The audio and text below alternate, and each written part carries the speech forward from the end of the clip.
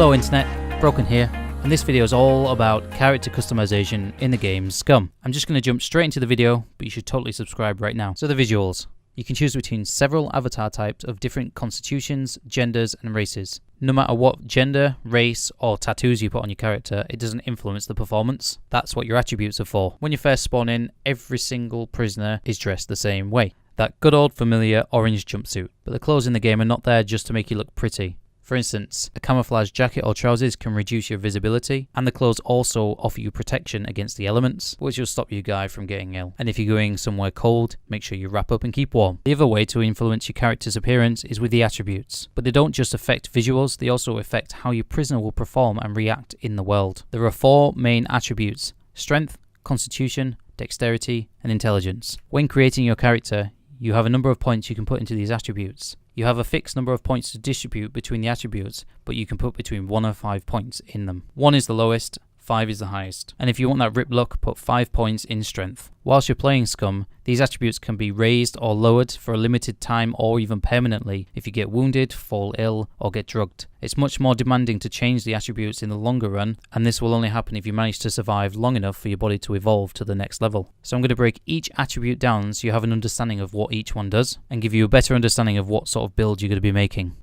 Strength.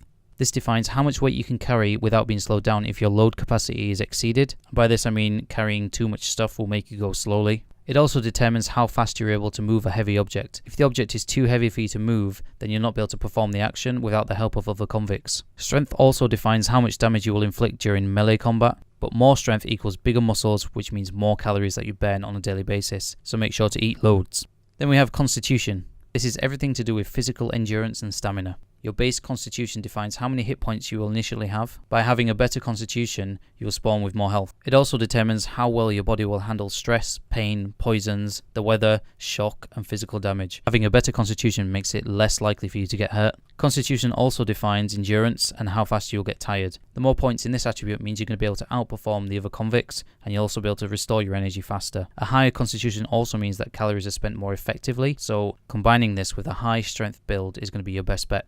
Next, we have the dexterity attribute. This refers to everything connected with the speed of movement and reaction in general. In a nutshell, it defines how fast you can move, walk, run, and sprint, defines how fast you can perform everyday actions such as crafting, eating, reloading weapons. It also improves your chance to perform complicated actions such as surgery, fixing electronics, etc. Then we have the intelligence attribute. This refers to perception and the capability of performing tasks. A higher intelligence improves the chances to hit a target whilst performing aimed shots. It also allows you to have additional skill slots, and it helps you to learn skills faster. If you're going for the long game, I'd invest in this attribute first.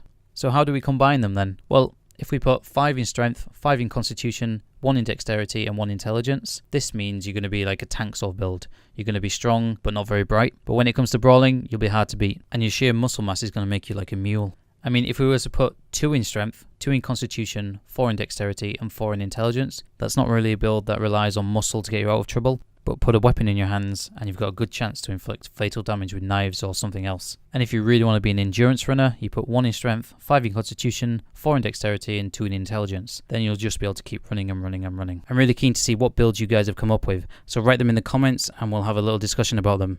Make sure that you subscribe. Well, I mean, you know what you're doing. I've been So Broken. Thank you for watching and I'll see you in the next one.